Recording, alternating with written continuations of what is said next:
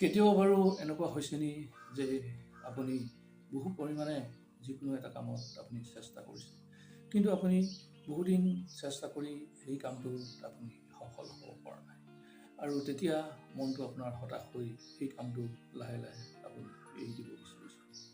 কিন্তু এইখিনিতে এটা কথা লক্ষ্য কৰা উচিত যে আমাৰ যিটো সম্পূৰ্ণ আমাৰ জীৱনৰ যিটো ছাকচেছ হয়, জীৱনৰ সফলতা হয়, সেই ধাপত আমাৰ সেই সফলতাটো লুকাই থাকে, আৰু সেই প্ৰচেষ্টাটো আমাৰ কিছু সফলতা সোমাই থাকে।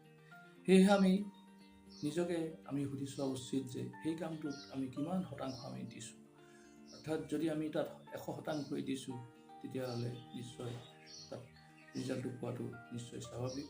আৰু যদিহে আমি 100% দিও যদি সেই কামটোত সফল হ'ব পৰা নাই, তেতিয়াহে সেই কামটোৰ পৰা লাহে লাহে আমি আঁতৰি অহা বা তাক সলনি কৰাটো উচিত আছে।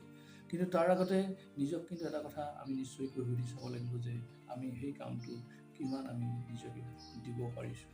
তেতিয়াহে আমি শেষত এনে সিদ্ধান্ত লোৱা উচিত যে সেই কামটো আমি কৰিম নে নকৰিম, সেই কামটো আমি এৰিম।